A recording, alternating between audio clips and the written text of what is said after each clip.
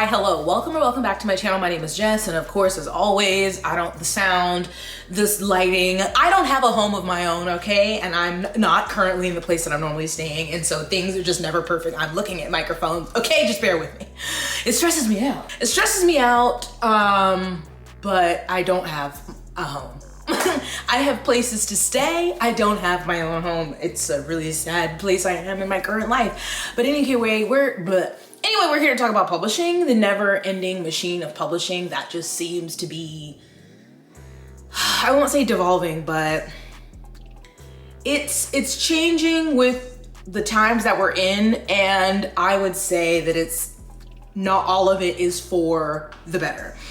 Two main things, and you know me, I get distracted or on tangents, so two other things may come up, but one thing is about AI, generative AI. One is about the use of AI, specifically with audiobooks, and then the other one is about publishing deals, and kind of the weird book talk. We'll just say that.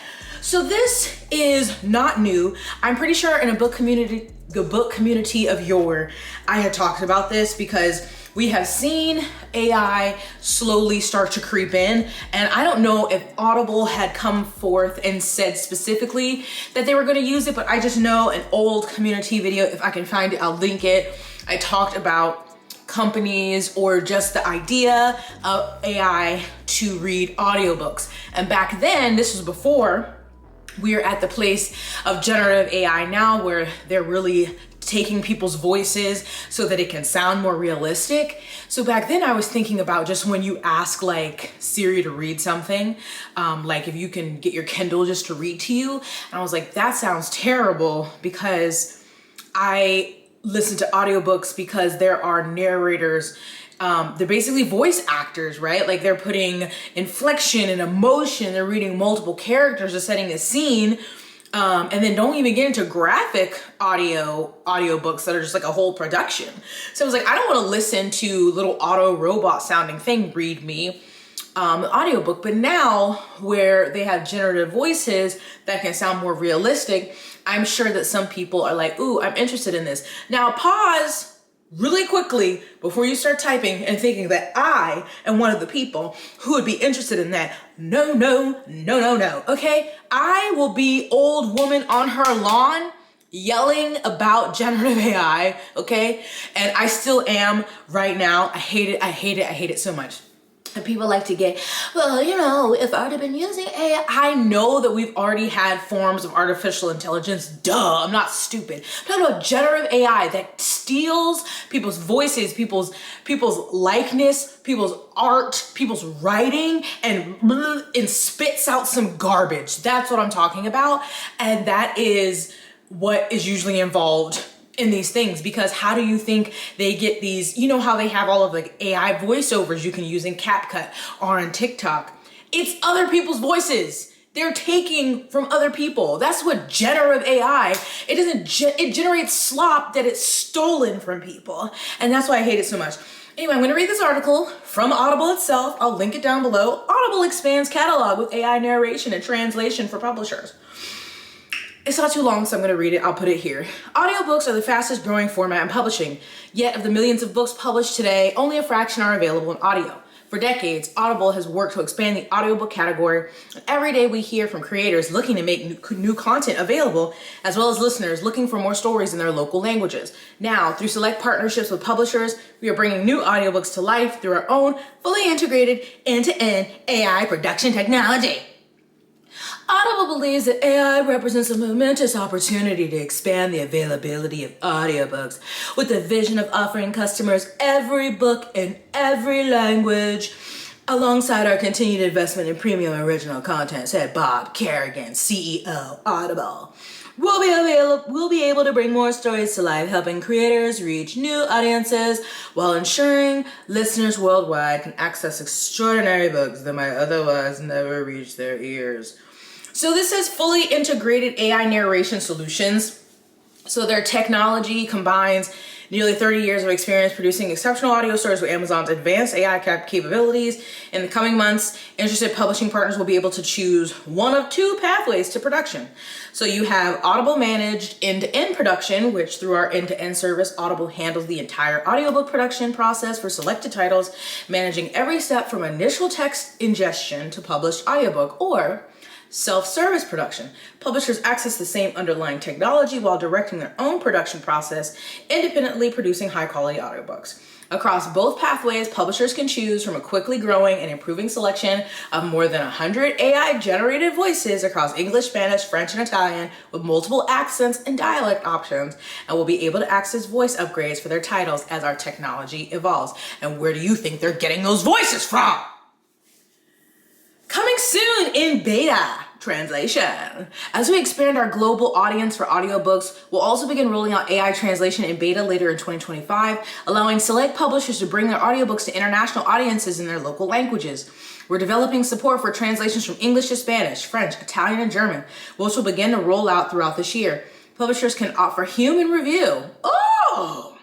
From professional linguists to ensure translation accuracy and cultural nuance, and will be able to review the translations themselves in our text editor. Audible will offer two translation pathways, text-to-text translation for manuscripts, after which publishers can select either professional or AI narration. And which one do you think you're going to do? Because which one is cheaper? And speech-to-speech translation that preserves original narrators' voices and style across languages. Our audiobook experts will help guide publishers to identify ideal titles from their catalogs, creating new opportunities to connect stories with listeners worldwide. As we evolve our AI narration and translation capabilities, Audible remains committed to working closely with authors, narrators, and publishers to ensure these technologies meet their creative and business needs while maintaining the quality standards our listeners expect. Our roadmap includes expanding our offerings across more languages, accents, and unique character performances to serve increasingly diverse global audiences and unlock new creative possibilities. Publishers interested in learning more about AI narration and translation can reach out to their Audible representatives. We look forward to collaborating with our partners to expand customer selection thoughtfully, bringing stories to new audiences in their local languages, and creating meaningful new opportunities for storytellers and listeners alike. Boo! I love when they said you'll have the option, professional or AI narration. And now, at the beginning, there may still be publishers, because there are very popular audio narrators that you hear, like Emily Henry. I think she has the same one all the time, and I think she does other ones. And so I'm sure for a while we will still see the very popular audiobook narrators. But what about people trying to get into it now?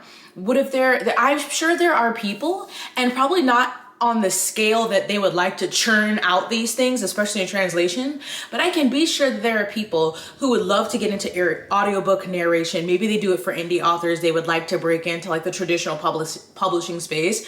And I'm sure that there are people, again, maybe not the scale, who would do translations, but no, they don't want to do that. And the AI will be cheaper than paying an actual human being to do it. And so as we, the person who is like, the devil needs an advocate, let me just say, maybe at first it won't be as many, but we're here now. And a couple years ago, it was just like the concept, or really that like mechanical sounding voice. And now we have ones that imitate real human voice, since they've stolen real human voices. So I could only imagine in a few years what the new audiobook landscape looks like. And I hate that, because audiobooks, when you get a really good narrator, like, it is life-changing. Or an audiobook, it can really make or break the story for me. And I just don't support this. I still don't believe that even if you can manipulate the exact sound pitch of a human voice, that you can express the right emotion that the author has written. And they better have some kind of like produced by AI or something stamp on this. And again, this is another thing, again, with AI and people using it in their writing. Like, there was recently an author, I don't know if it was an indie novel, that left in like part of the prompt or response from ChatGPT in their book. So now you have that there are still real people out here creating real art, Okay, and everyone may not like it, but that's the point. Art is supposed to be human, it's flawed, it's not for everyone, but it will reach someone out there. So there are real people who are writing, editing, working on their books themselves. Maybe they have really basic cover art, maybe they put it together in Canva, but they did it themselves. And then you have people who are lazy and use, because that's what you are. So sorry. If you're using a generative AI to write parts or help you write your story or create a cover for your book, you're lazy. Nobody writing is not some like, oh, we all deserve it. No, if you want to do it the right way. And so I feel like the same thing with audiobooks and audio narrators. All these things should have to be marked. Like, people want to put ratings on books. No, fuck that. I want to know if there was any use of AI in this production so I can avoid it. And I don't think that will be a thing. So I think that's just going to be more harmful for creators who actually took the time to create. Because I know on Threads a while ago, there was a conversation about if I can find the screenshots, I'll post it. But I think it's like some kind of software that's been used for a long time that may have a similar name to like an AI software. So then people were seeing it listed like in the front of the book and were like, oh my God, this book was written with AI. And a lot of authors had to be like, no, this has been around for a long time. That is not the same thing as that generative AI. And so people are just gonna be like, is this AI? It has too many M dashes. Is this AI? Like, because it's been fed off of other people's writing. If too many M dashes is a sign of AI, then all of Sarah J. Maas's books were written with AI. They weren't. That came from her mind. But it's just unfair because they steal from real humans writing. So then when you see it and you can confirm, like, it's been like known that this is AI, people are like, oh, well, look, it's too flowery, the writing. Some people write like that. There's too many M dashes, there's too many. So there's like no surefire way. And I've even heard of like the AI detectors or whatever that you can put things online are not 100%, like, they're not always very accurate. It does nothing but cause harm. There are people, both small independent people who are like, I want to write a book and I'm going to do it the easy way. And then big companies and all of the in between who want to take a shortcut to try to make a quick buck. But then there are people who are passionate about their craft, who are artists, who practice, who want to get better at drawing, want to get better at writing, have been working to get better at audiobook narrating, and who wins? You know what I'm saying? Again, there are still going to be people, and I love all of you who still pursue your passions and work on your craft naturally, organically. It's just going to be hard as things come out in this world that we're in to determine what is what was created by a human and what was a mashup of generated slop. And I hate it for us. I hate it so much. I hate it. What I also hate, I'm gonna just say what I also hate is book talk. Obviously, asterisk, I don't mean all of it, everyone in book talk is not the same. They don't all post the same content. And I'm not gonna say the generic thing of everybody on book talk reads the same 3 books and blah, blah, blah. No. This is a problem of a lot of women of book talk, okay? And what I'm talking about is this man. His name is Luke something, I think. He's Australian. He joined Book Talk a month or 2 ago, maybe. And he is I guess, conventionally attractive white man. Hey, no shade. I don't think he is, but people do think he's attractive. All right, my first ever TikTok video. I'm excited. I've just been introduced to the Book Talk community by my friends Gracie and Carter. Shout out Gracie and Carter. Love books my entire life. Love fantasy. Fantasy is my main go-to. Love of all things fantasy. I've never really had anywhere to talk about it or share those things because obviously being a male in a lot of blue collar work and from the country, not a lot of emotional depth in the men around me, not many readers. But I'm super excited. I've got so many books from fantasy, self-development, everything that I just cannot wait to share I can't wait to speak to like-minded people about. I'm also looking forward to getting a lot of recommendations off of people in the community.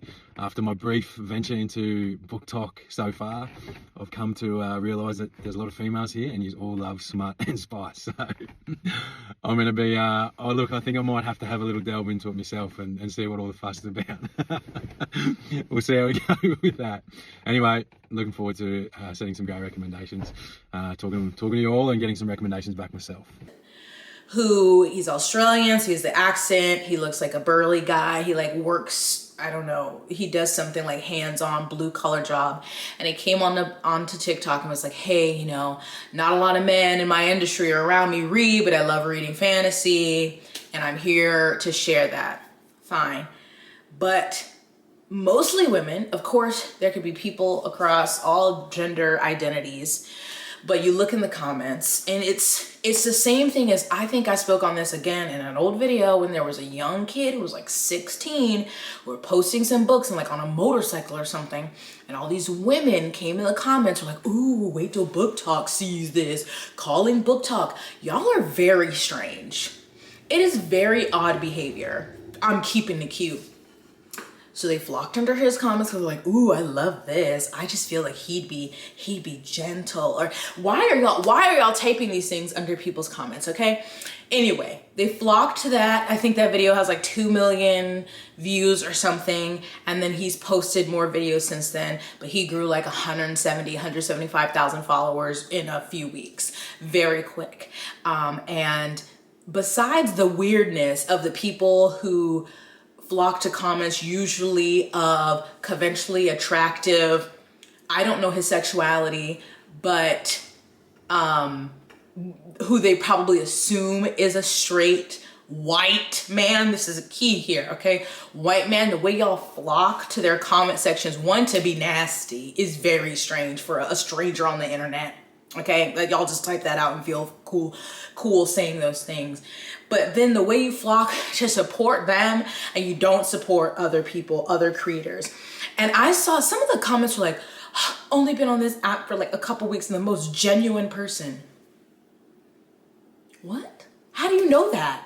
But people are so willing to give grace and to give support immediately to an attractive white man when other people who want to break into even just book talk, content creation, who want more people to read with, to talk about books with, y'all will give them the time of day. Like he now has a Fable book club. I think that video had like 1 million views and I went on there. There's at least like 5,000 members in the book club or whatever. And like there are people, I see videos all the time with low views who like are talking about a book, an in-depth review. They want to have, they're talking about a book club. Don't get that because they're what? Not white. Main thing, right? Not white, because people love conventionally attractive white women and especially white men. And then all of that is enough, right? Y'all weird ass comments, the way his account grew so quickly, the way people will just support him, okay? Now he has a book deal. Not he was like, oh yeah, I've also just been reading and writing. I have this book up on KU and people flock to it. No. Was avoiding updating my iPhone for months because I did not want the photo update, and it finally updated, and I'm distraught. But Simon & Schuster Australia, Atria Books, so an imprint of Simon & Schuster Australia, has acquired world rights to Luke Bateman's debut fantasy series in a 2-book deal. So he had a major publisher pick him up. Now there are various TikToks that say that he hasn't written a word. I was going through watching his videos and he said that as a lifelong fantasy reader, he's always had a dream of being an author, a very common thing. And that I saw another clip that I think was maybe a local news story from Australia that was saying he had this story in his head for the last 12 months and that he had started writing it maybe the last 6. So he made, and that he said in that he took it to a publisher. Listen, on that exciting news, you got this new book deal just been announced. Talk us through that. Yeah, well, I just signed a two-book deal with Asia and Simon Schuster Australia. It's really fulfilling for me, actually. When I talk about it, I choke up a little bit, but I've wanted to write books my entire life, and I've had this story. This story is kind of my story. It's been with me for like the last 10 years, and this story has grown and changed as I've grown and changed. And it's really sort of come together in my head over the past probably 12 to 24 months. And I started writing it just as a passion project about 6 months ago. And and then when everything sort of started taking off with the book talk, I reached out to a publisher and just said, look, I really, this is my idea. This is what I've already written. I really want to write this book and share it with everyone. And they really liked the idea. And it just went from there. It's been a childhood dream, like becoming fulfilled for me. So it's incredible. That he had his story that he was writing, you know, and then he's getting traction online, and he reached out to a publisher and they're like, oh, we love this. So if that's what happened, that's still crazy. If he went directly to a publisher, I don't know. If he didn't get an agent, but people, and again, I don't know all of the intricacies. I know enough about publishing and querying that I've just heard how distressing it can be, time consuming, how much work people put into writing. They usually have a, I don't know if they usually have a full story, but like I do know people who've like written their entire book and they are querying with agents, trying to get someone to pick them up. And then even if they finally get picked up by an agent, then there's a process of trying to get the book picked up by a publisher. But if that video is to be correct, he has been writing, I don't know if it's a full story or what it is, went to a publisher, got picked up, got a 2-book deal. According to the publisher, Bateman's series will be an epic quest with themes of love, conflict, and redemption. Bateman is a writer, poet, and former NRL player with the Canberra Raiders, retiring in 2020 to live in Western Queensland. He also appeared as a bachelor on the networks The Bachelor Australia in 2023, and he posts content about books and reading on his TikTok account and has launched Luke Bateman's book club on Fable. So it could be a mixture of all these things, that he already was well known in Australia from The Bachelor, from playing what was it? NRL. And now I don't know if he has any other social media, and this is like specifically for book talk. And maybe that's a culmination of things that he got on here. They saw him take off and they're like, ooh, yes, money quickly. They're horny and hungry for a man to be coming in. And because of course he's read ACOTAR and then he read ACOMAF, and he's talking about people like, oh my God, finally a man having these opinions. I've been waiting for it because all of the women who've had similar opinions are not valid. So it could be a combination of all those things, right? He's already well known. He comes on a TikTok and the book community is so receptive to him. They're like, money, money, we can sell that face, honey. Discussing the acquisition, Bateman said, since I've picked up my first fantasy novel as a kid, I've been in love with the genre. I've always had a runaway imagination, much to the chagrin of mother, who tried to keep me on schedule, and have always dreamed of one day bringing my imagination to life. The fact that it's now not just a dream, but a reality leaves me in tears. I'm beyond excited to bring the stories from my head and heart to paper. The series has lived with me for many years and has grown with me side by side. So Atria publisher Anthea Barames said, not only is Bateman incredibly talented, he's also a big book nerd like I am, and he knows the power of storytelling. I feel so lucky to be his champion as he begins his author journey. Atria plans to release the first book in the series in early 2027.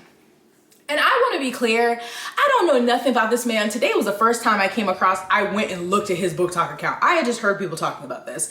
And he has read other things besides ACOTAR. He said he's always read fantasy and I'm not surprised. I'm not saying he's a liar that people around him, men around him in his industry aren't reading. That's not a shock. I believe that. And wanting a place to come talk about books is valid. Hello, that's why I'm here, right? It's less him, you know, I don't know. I'm not following him. I don't plan to follow him or keep up with him. So I don't know, you know, I think what I would expect of him is to like acknowledge the rarity of his situation and privilege of who he is. I don't know if he would do that, right?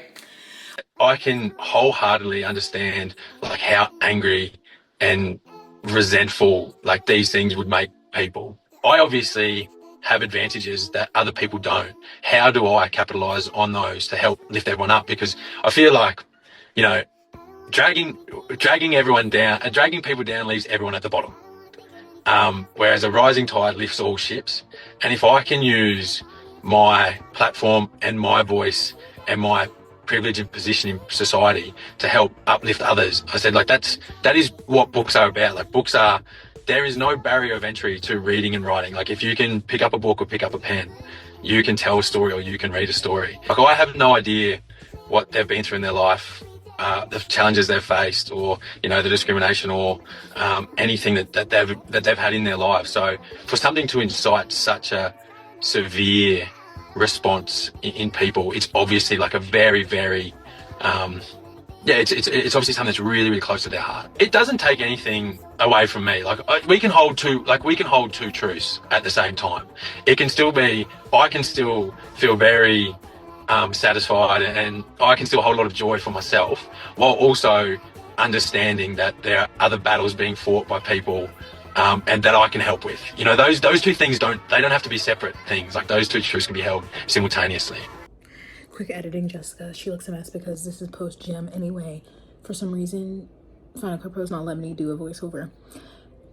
To that message, that was him responding to like the backlash or whatever. Like, great that he's acknowledging his privilege. However, I would like to pause at there's no barrier to entry to writing and reading. Yes, there is. Societal things, obviously. He's obviously in Australia, their education system is different from ours, but I mean, reading has always, there is a barrier there that everyone doesn't get to learn, and then it got better and it seems like it's worse now. Also, reading and writing, very fundamental things that obviously people have to get an education to learn those things, whether that's formal, informal, whatever. I'm not getting into the intricacies of that. But also, it's not just simple as writing. A lot of people do write, yes, but publishing, there is a barrier to entry to publishing, but also there is a barrier to entry to reading and writing, because again, he's in Australia, but looking as an American.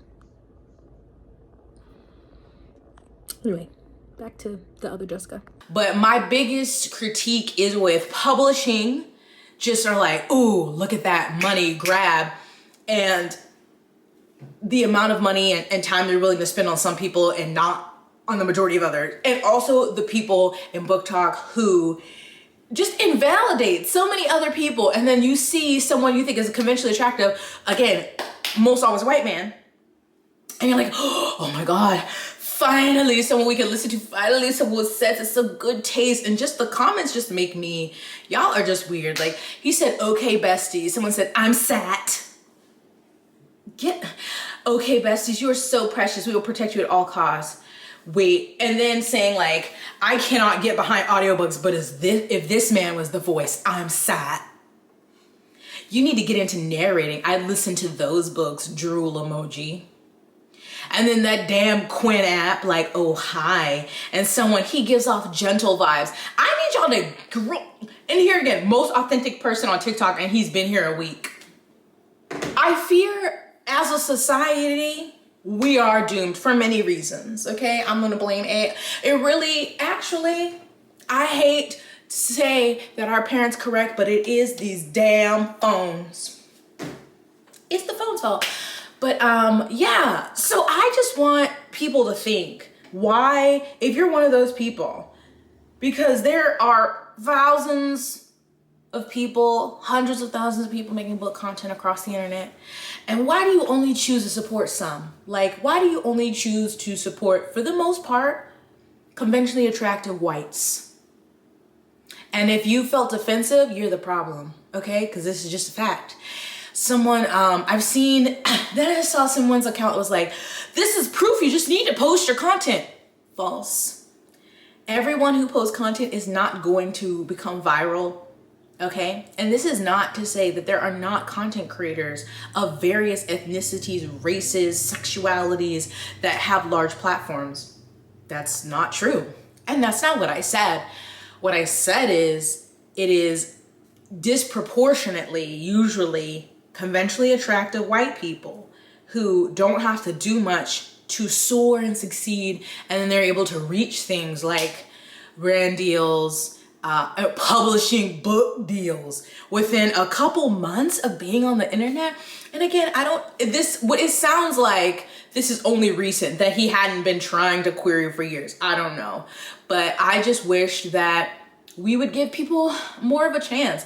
Maybe you don't think the person's attractive, but maybe you listen to them and you're like, wow, we have really similar taste in books. Or I really like how this person reviews books, so I know if I'll like the story based on their review or not, because I don't follow people that just like the same books as me. That's boring. But I like to follow people who can tell me why they don't enjoy a story, so that I can decide based on what they've said if I will like that. And then it's a mixture, obviously, of personality and genres and stuff. But I don't know. I've ranted for long enough. But I just wanted to cover those things, because it just seems every day that publishing is like, we have no control over what books succeed, or like, we just don't have the money. So I would love to know your thoughts, especially about both things. And if you think that things that are created with AI should be marked as such, I think they should be, because I don't want to support that. And I guess it's like, to what extent will you be able to know?